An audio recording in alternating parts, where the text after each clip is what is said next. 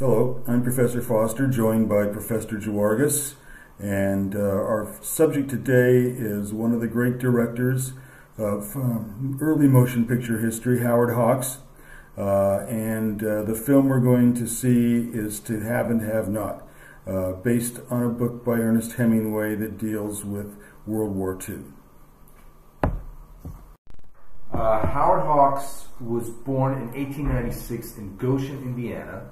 And the city of Goshen was pretty much owned by the Hawks family. His father was a wealthy paper manufacturer, and his mother was the daughter of a wealthy industrialist. In fact, when Hawks' father sold out his interests in the paper business, his partner was a guy named Clark, and Clark brought in a new partner named Kimberly.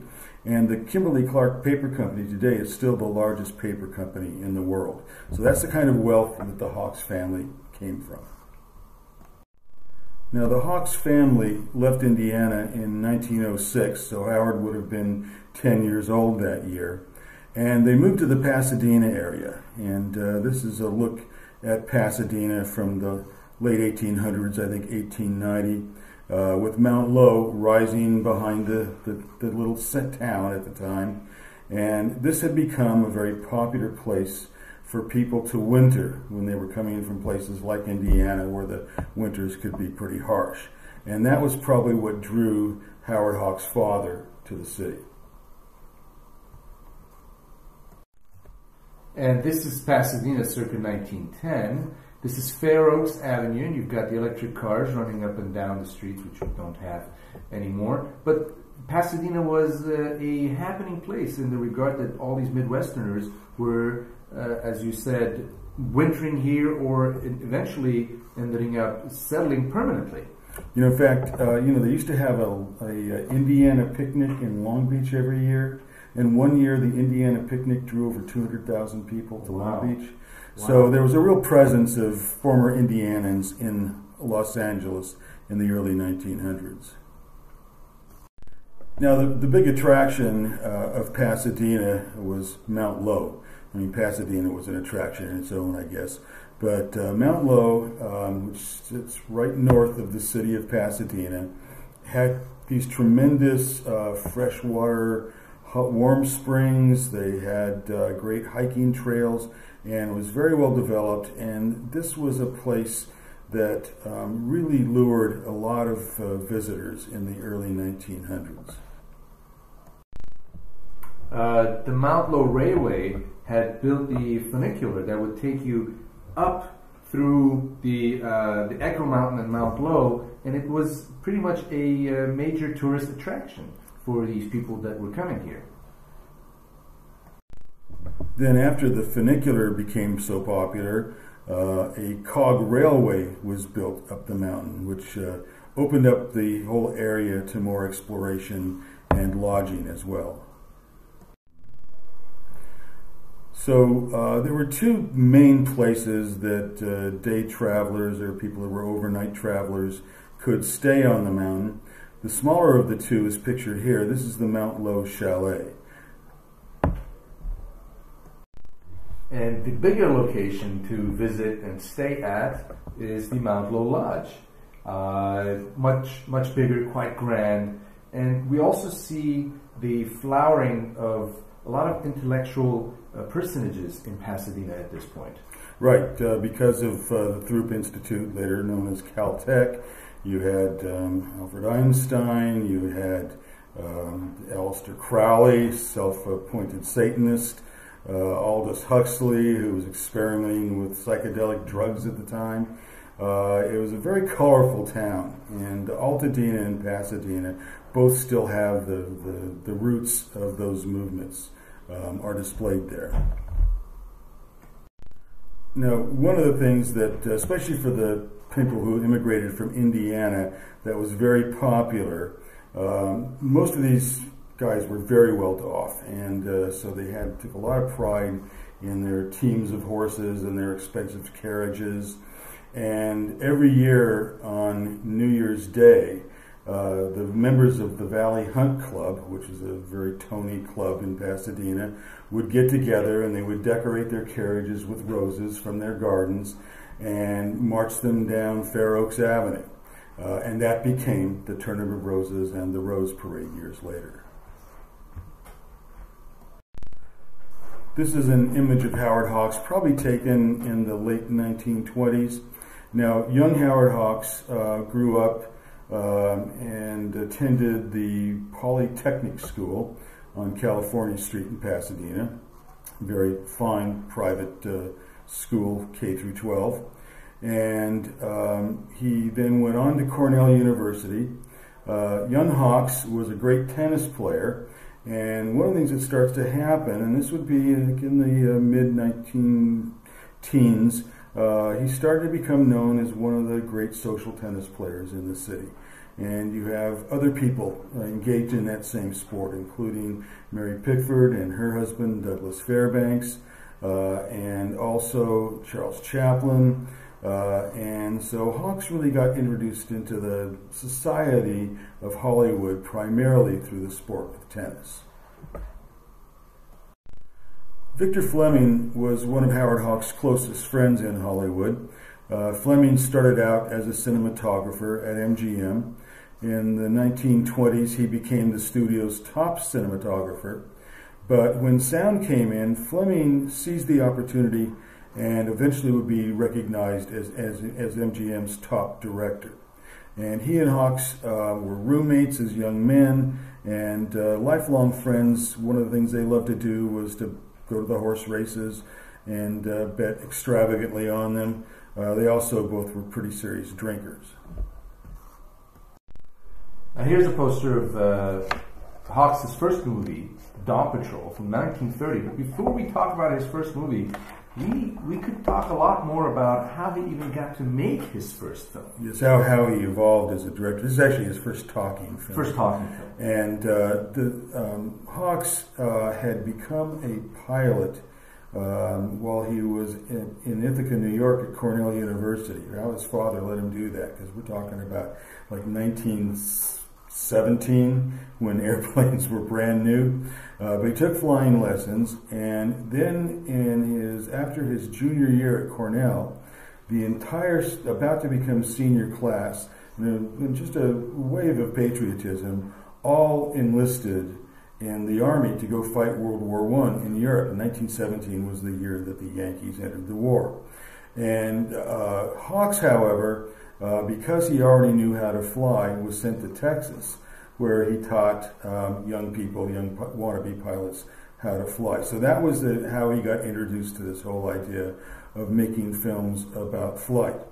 Now, when Hawks got back from the military, he actually had contracted the Spanish influenza while in Texas, and this was in the 1919 version of the virus.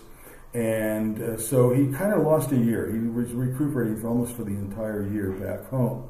But then the next place he shows up is Warner Brothers. And Hawks' father had been an investor in Warner Brothers films and a guy that appreciated the profits to be made in the movie business. And so he arranged for Hawks to get a job at Warner Brothers just to kind of learn the ropes. And Hawks was named production manager, which is not a real title in the studio, but it allowed him to have free run of the studio. And eventually, the Warners assigned him to direct a couple of comedy shorts, which were quite successful. And then he moved on to MGM for a little while as a writer initially, but then the opportunity to be a full-time director appears when William Fox and the Fox people hire him. And so for a number of years, probably from 1925 to about 1929, Hawks is a Fox employee. And in fact, one of the experiences he had during this time was when F.W. Murnau came to Fox in 1926 to make one of his masterpieces, Sunrise. The studio asked him if he wouldn't mind teaching it to a couple of their young directors about just German expressionism, and he was only too happy to do it. Murnau, one of the great teachers in movie history, and so both John Ford and Howard Hawks got this tutorial from F.W. Murnau, which made both of their films instantly more impressive. And but when sound comes along, the Warner Brothers recognized what a treasure they had in Hawks, and they coaxed him back to their studio, where he directed the hit film of 1930, Dawn Patrol. Here's a poster for Howard Hughes' film, Hell's Angels. And as you notice, they both deal with fighter planes, or airplanes flying in the air, and they were actually both in production at the same time. Now, Howard Hughes, he had a lot of money from his parents from Texas, and he had decided he was going to go into the movie business and make movies. And Hell's Angels is actually a film that he shot twice. First, shot entirely in silent mode, and then once The Jazz Singer comes out, he notices that the sound is going to be taking over Hollywood, and he decides to reshoot the whole thing with sound. Now, the issue with this was that Howard Hawks had stolen some of the pilots from Hell's Angels shoots, and Howard Hughes was not happy about this. And but one of the things that Hughes was having trouble with, though, was figuring out the scale of the aerial combat fights. And so Hawks decided to pay a visit to Hughes' set. And the two guys became fast friends. I mean, they both had come to Hollywood as rich guys. They both loved the thrill of speed and flying. And they really hit it off. And Hawks helped Hughes figure out that he needed to have some scale to make his fighting sequences more colorful and more exciting. And the two became pretty close friends after that, and in fact, they actually made a movie together later on. And that movie is the original Scarface from 1932, starring Paul Muni, and it deals with gangsters and Tommy guns and Prohibition-era gangster shoot 'em up. And the Scarface is probably based on the Al Capone story. It was a very popular gangster trope of the time.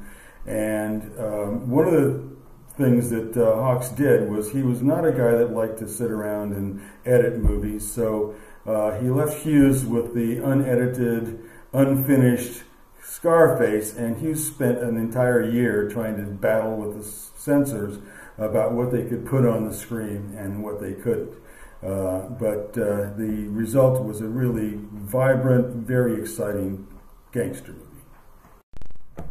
Here's a poster for Hawks' 20th Century movie in 1934, starring John Barrymore and Carole Lombard.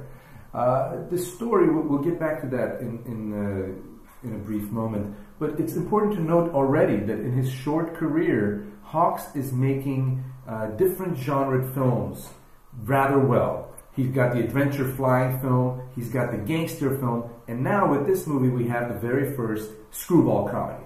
And screwball comedy is something we've already talked about in this class, but 20th Century is the film that basically started the entire trend. Here's a still of Howard Hawks with Carole Lombard and John Barrymore and behind the scenes of the making of 20th Century. And the story, we've discussed this already previously in the screwball comedy lecture, but the idea was that John Barrymore was this director and he wasn't having any more hits, and here comes his young ingenue and he wants to teach her everything and make her a star so that he can regain his fame, and it all takes place for the majority on the luxurious train, the 20th Century. Which connected New York City with Chicago. And here's another film that we talked about previously in the screwball comedy lecture. This is one of his greats, Bringing Up Baby in 1938 with Katharine Hepburn and Cary Grant, where the baby is actually a leopard pet, and Katharine Hepburn has come into the life of Cary Grant, who is a paleontologist, and she's like a whirlwind, destroying everything in his path, but in a way to get him out of his straight-laced life and to have him have more fun in life. And the opening scene in the nightclub is just one of the great bits of comedy in this film. And it was also the beginning of Hawks starting to rethink women's roles in his films. And now he had been dating a lot of fashion models at the time. His first marriage had ended. And so Hepburn was almost the perfect woman for Hawks's new idea of women in cinema. Here we have a still from Bringing Up Baby, Katharine Hepburn and Cary Grant. Now, it's important to note, as Dr. Foster just said, the fashion and the idea of the Hawksian woman is something that critics and theorists talk about a lot. And it starts really building itself up in this movie. Notice the attire that she's wearing. We're going to come back to that. Hawks has this fascination with fashion. He's into fashion models, and he looks at fashion magazines, and he's also at fashion shows, taking a look at what modern women are wearing and what's most popular. And so he makes sure that his women have the same attire on in the movies. And so his movies, the women in his movies, tend to look different than the women in other movies during the same period. And Katharine Hepburn was a very athletic actress. And in fact, Bringing Up Baby starts with this great golf scene. She's doing all the golf shots herself. And she's kind of the perfect beginning of the development of the Hawksian woman. Very athletic, very much in on the jokes. She's admitted into the fraternity of male camaraderie. And she's taken as one of the boys, except her femininity doesn't lose a bit in that act.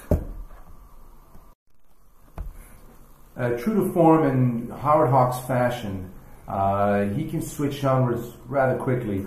And so he's able to go back in 1939 to this film called Only Angels Have Wings, again with Cary Grant, and this time with Jean Arthur, where the story deals with these high flyers up in the Andes, one of the most dangerous flying routes on the planet, and they have to deliver posts and whatnot, and so they never know if they're going to see their partners or not, and therefore these men tend to stay single and away from women, and enter Jean Arthur, who is going to steal Cary Grant's heart. Now that's Jean Arthur in the center. Notice her attire, once more dressed in very business-looking clothes. These tweed suits were a big part of the women in Hawks's films. And here she is, literally directing the chorus in this world of male camaraderie, and gets accepted as a man. Now in real life, Jean Arthur had been in the silent movie era. When sound came in, she became one of Frank Capra's go-to actresses. She's co-stars opposite Gary Cooper in Mr. Deeds Goes to Town. Hawks just appreciated this fact that she already had covered a lot of the ground with her own approach to femininity, that Hawks used her very well in this film. Now, 1939 is considered one of the greatest years in movie history. It's the year that Gone with the Wind, The Wizard of Oz, Wuthering Heights, and a dozen other films were released. And if historians pick out one year in all of movie history, 1939 always happens to come in the top 2 or 3. Continuing with this idea of the Hawksian woman, Howard Hawks decides that he's going to take another stab at the popular Broadway show that was turned into a movie called The Front Page, where it deals with the newspaper world. But what he does is he takes the character of Hildy that was originally written for a male character, and he turns it into a woman, played by Rosalind Russell opposite Cary Grant. And these two already have a relationship, and now it's on the rocks, and she's going to marry a new man, and Cary Grant's character is constantly trying to keep her by his side so that he can get her back. And as we talked about in Screwball Comedy, which this film is, the idea of marriage, divorce, marriage, wooing, etc., and the fastest talking film made. And that's Ralph Bellamy on the right-hand side of the poster, who was building a small career at the time, out of playing the guy that the girl doesn't choose, and as he had played in The Awful Truth in 1937. And as you said, this is considered the fastest dialogue of its time, and really of modern times as well. and part of Hawks' style now with just really sharp dialogue and delivered at high speed. This is Nancy Hawks, or Slim Hawks as he used to like to call her, her nickname. This is Howard Hawks' second wife. And she had been a Vogue fashion model, and I believe that she might have actually met Hawks' agent during Fashion Week in New York.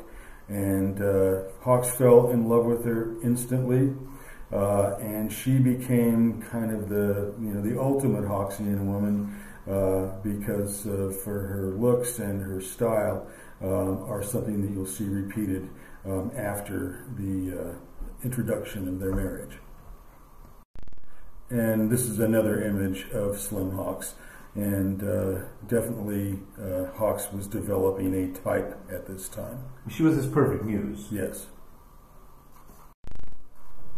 Here's Howard Hawks' next film, Sergeant York, starring Gary Cooper, made in 1941. And it deals with the story of the real Sergeant York, who had won a Medal of Honor during World War I. Right, he was a sharpshooter and was decorated with the Congressional Medal of Honor in the 1920s, and a really good subject for Howard Hawks and to make a war movie. In 1941, he makes another screwball comedy, one of my favorites, as mentioned before, Ball of Fire, starring Gary Cooper and Barbara Stanwyck.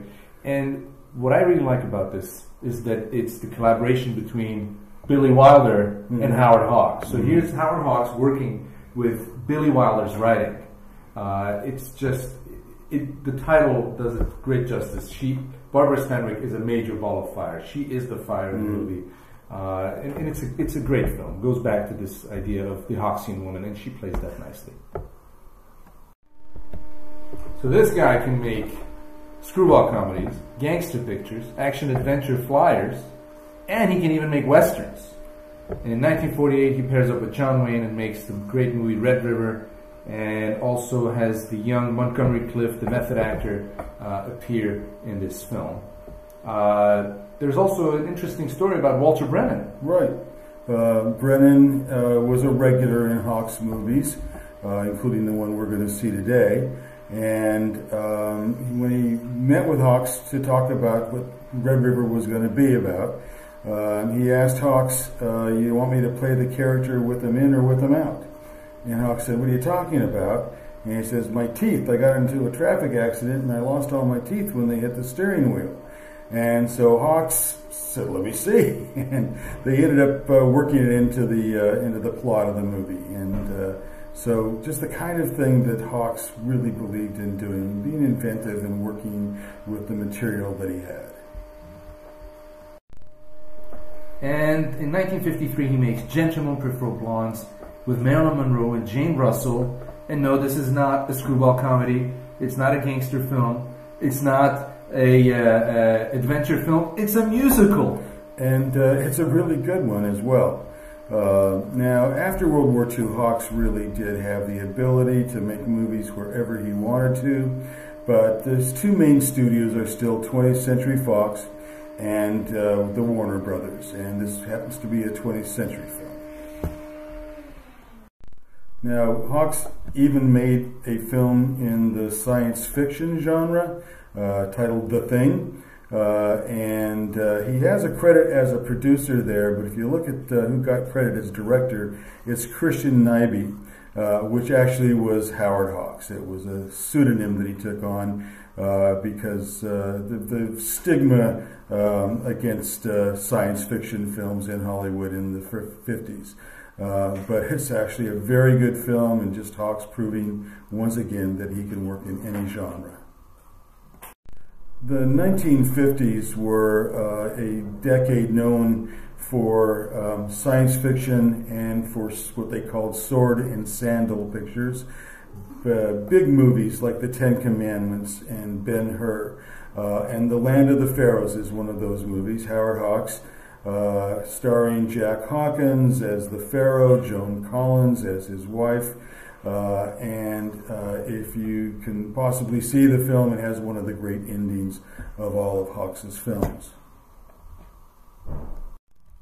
In 1959, Hawks revisits the Western genre again with John Wayne, and he also has two singers in the film, Dean Martin and Ricky Nelson. And who knew that Dean Martin could actually act this well? But it is a Hawks picture after all. Now, the interesting thing about this movie is that, as we'll talk about later, he ends up making the same premise 3 times. Mm-hmm. This is the first time. And you probably may know it better as a movie called Assault on Precinct 13. That was originally, it was made by John Carpenter, who loves Howard Hawks, was inspired by him highly, and he actually remade the thing in the 80s.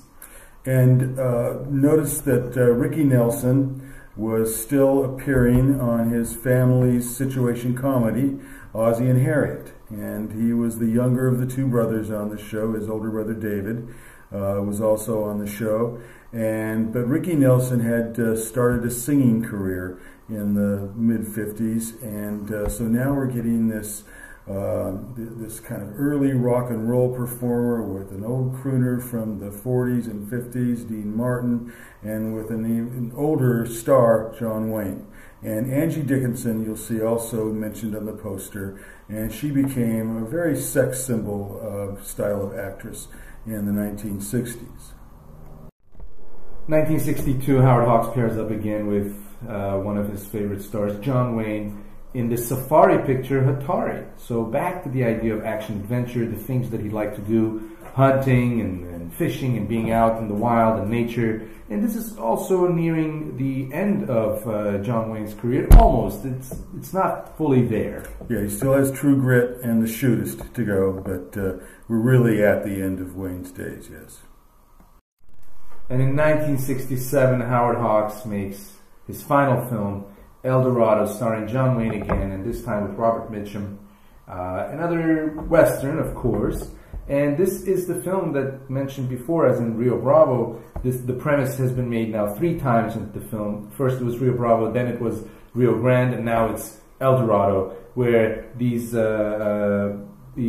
cowboys with John Wayne, the good guys, sheriffs, they're holed up and they're being attacked by the bad guys. And this takes us back to our feature film for today, based on a book by Ernest Hemingway of the same title, To Have and Have Not. Now, the book has a reputation for being one of Hemingway's worst. He had to dash it off to satisfy his contract with Scribner and Sons, and not too long after the book had been published, Hemingway and Hawks meet at a cocktail party. And Howard Hawks says to Hemingway, I bet I can make a really good movie out of your terrible book. And Hemingway says, well, please do, because it meant that Hawks would be optioning the script based upon his book. Now, Ernest Hemingway, famous for being a man not only of letters and a journalist, but also a great sportsman. And that's why Hemingway never had any money, because he spent it all fishing off of Cuba or going on safari in Africa. And so to get the infusion of cash that To Have and Have Not meant for him was really a big deal in Hemingway's career. Now, this is a photo of Hemingway at work, and the thing to notice here is he's working on a manuscript, and there's a lot of editing going on here, and that was Hemingway's style. He would write a long first draft and then edit it down to a smaller, tighter book. And so To Have and Have Not, though, was a first draft that he turned in without bothering to make it a great book. Now on the left we have Howard Hawks, and on the right we have Howard Hawks' collaborator in screenwriting, Jules Firth, and in the middle we have the American author William Faulkner. Now he was a serious writer, but he wanted to take a stab at working in Hollywood writing screenplays. Right, and Faulkner's books didn't make a lot of money, and he understood that Hollywood was a place where he could support his habit of writing kind of dark Southern Gothic novels. And so about half a year, Faulkner would work for Hawks, And Hawks is doing something really interesting at this point in time. He's starting to treat a script as though it's a plastic medium and not set in stone the minute the studio gives the okay to it. And so at this point in Hawks' career, every day would end with Faulkner coming onto the stage and sitting down for half an hour with the actors talking about their ideas for the script. It becomes a real collaboration. And then Faulkner would go back to his writer's bungalow at Warner Brothers and pull an all-nighter, and they would have the script pages for the day after. So this movie is eventually made in 1944, To Have and Have Not. And it's important to note that as we've just introduced this to you, you have Ernest Hemingway, who is the person coming with the idea of the film, the whole story. And then you've got William Faulkner working on the screenplay. You've got one of the Hollywood greats, Howard Hawks, directing the movie, working alongside his long collaborator, Jules Firth. So this is quite a special movie. And as we continue to discuss the people that are involved, the actors in front of the camera, it really comes apparent that this is a special movie.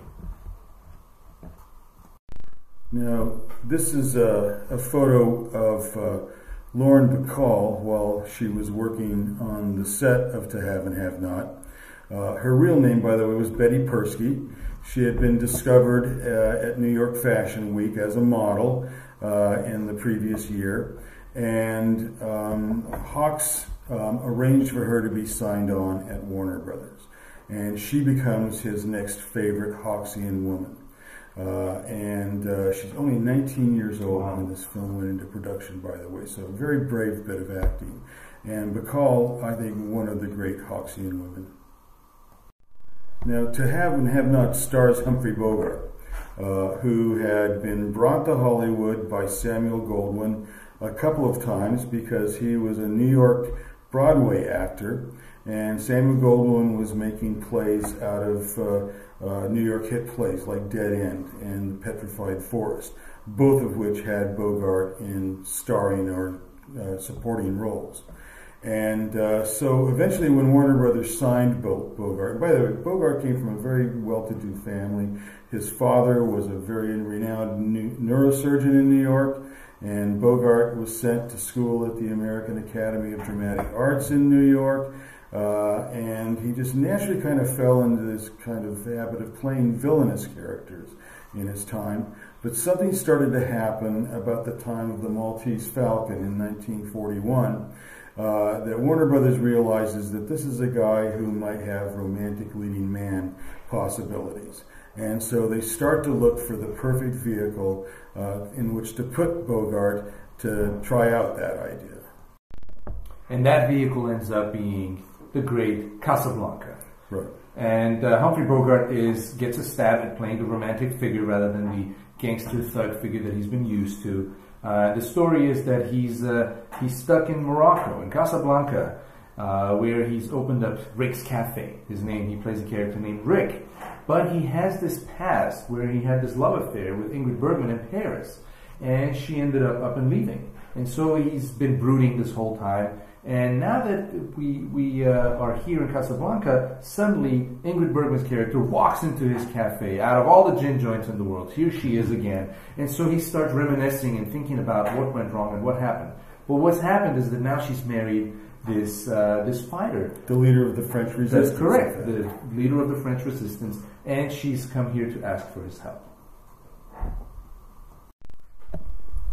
This is Dolores Moran, and she's going to be playing the wife of one of the fighters again in this film, To Have and Have Not. It's basically a remake of Casablanca. Remake is not quite the right word to use, but it's set in Martinique, which is a French protectorate. Right, and now you're going to hear this term Vichy used in the film.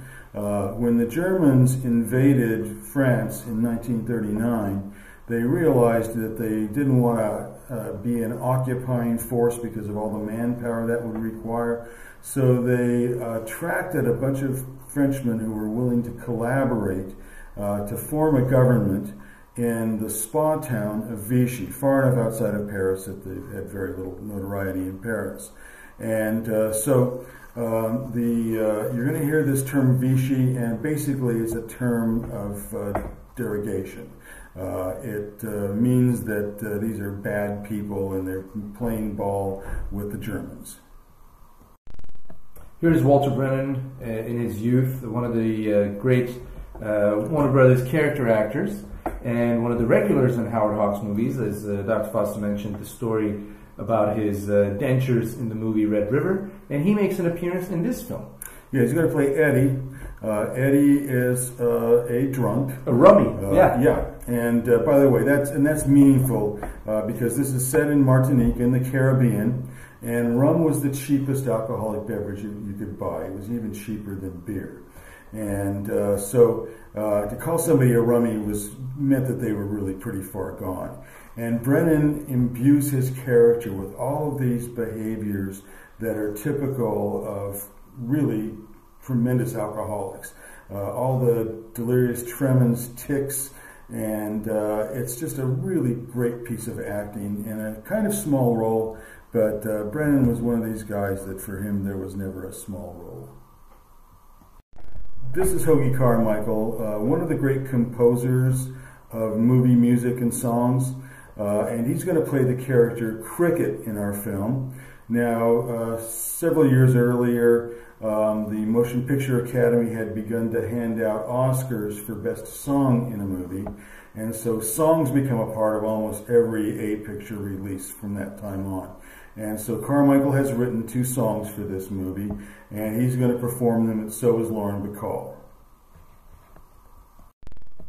Here's the French actor Marcel Dalio, and he was known in France as a really good actor. He actually was in Jean Renoir's The Rules of the Game, and he had a great part there. But like many actors in Europe, he had to flee, and he eventually made his way to the United States, where he was now getting more secondary bits rather than leading roles. And he was actually opposite Humphrey Bogart in Casablanca, and here he makes another appearance as one of the resistance men in To Have and Have Not. And he's going to play Frenchie, the manager of the hotel where Harry Morgan, the Bogart character, lives.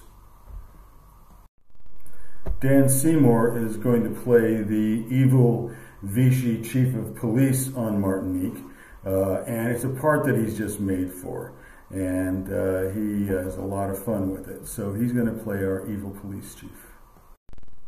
And here's a still from The Big Sleep, the film noir made by Howard Hawks, which paired up Humphrey Bogart with Lauren Bacall in one of several occasions that they would have together. Right. Bacall and Bogart had met on the set of To Have and Have Not, and it was apparently love at first sight. And she was actually at Bogart's side in the late 60s when he died of lung cancer. And so she, very faithful to Bogart, and one of the great screen partnerships in movie history.